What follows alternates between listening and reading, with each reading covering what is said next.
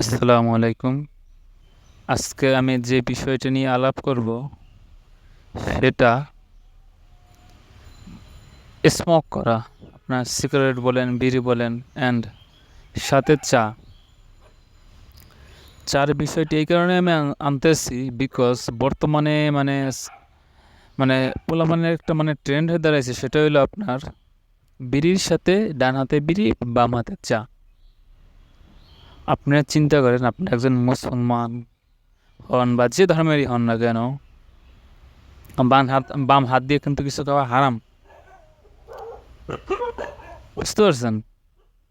এখন আমরা যে জিনিসগুলো করতেছি, হারাম জিনিস সবাই লাইক করতে আছে আর হালাল জিনিস ডিসলাইক করতেছে। Why is it like that? কেন এমন? ধর্ম আপনি মানেন বা না মানেন, হারাম কিভাবে খান? এখন কি বলবো, মানুষের তো এগুলো একটা ট্রেন্ড হয়ে গেছে। মানুষ সবসময় এখন কেউ চায় না যে ভালো কাজ করে, এখন কেউ চায় না যে ভালো দিকে যায়। পৃথিবীতে এখন যত সমস্যা দেখেন এই হারামের জন্যই, কিন্তু হারাম থেকে বেঁচে থাকেন, সব কিছু ঠিক হয়ে যাবে। এই হলো বর্তমানের অবস্থা। আপনি যদি নর্মালি ভাবেন যে সমস্যা কেন আপনার, আমাদের দেশে আপনি কয়েক বছর আগে নিউজিল্যান্ডে একটা আইন করা হয়েছে, সেটা হলো আপনার 20 বছর অথবা 18 বছর নিচে কেউ স্মোক করতে পারবে না। তাদের দেশে কিন্তু এমন কোনো আন্দোলন হয় না, কিন্তু আমাদের দেশে ছোটোখাটো বিষয় নিয়ে আন্দোলন হয়। অথচ ভালো যে জিনিসগুলো নিয়ে আন্দোলন হওয়ার কথা ছিল, এইগুলো নিয়ে কেউ কথা বলে না। এই যে ধর্ষণ হয়, খুন, সুদ, হারাম, জেনা, বেবিচার, যৌতুক, এগুলো নিয়ে কয়জন মানুষ কথা বলে? কেউ কথা বলে না। আপনি সরকারি চাকরি করতে গেলে, সরকারি চাকরিগুলো সোনার হরিণ, মানুষ লাখ লাখ টাকা দিয়ে ঘুষ দিয়েছে, চাকরি নিতে আসছে। সরকার কি সরকারের সাথে সরকার কি বলবেন? সরকার সরকারের বলার কিছু আছে?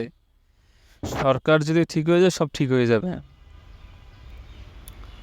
সরকার বলতে কিন্তু এখানে একজন ব্যক্তি না। আপনি যদি দেখেন, বাংলাদেশের মতো কোনো দেশ কোথাও পাবেন না। দুর্নীতি কিছু করে এখানে, মুসলিম কান্ট্রির হয়েও। যাক, আমার এই বিষয়ে আলোচনার বিষয় না আজকে। আমার মূল বিষয় হলো এই যে স্মোক করা, বাম হাত দিয়ে খাওয়া।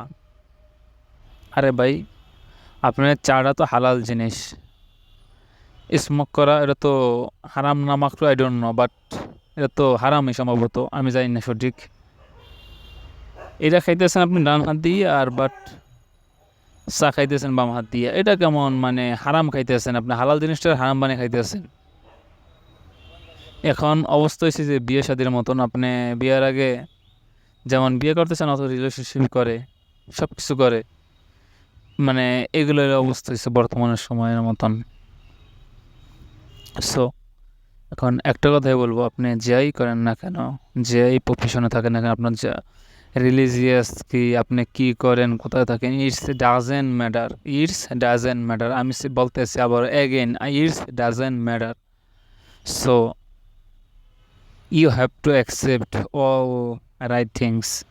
সো আপনি এখন বলতে পারেন আপনি যে আমার personal matter is my, it is my personal matter. So you can say, but it is not your personal matter, because there are a lot of way of thinking, there are a lot of reasons you have to accept.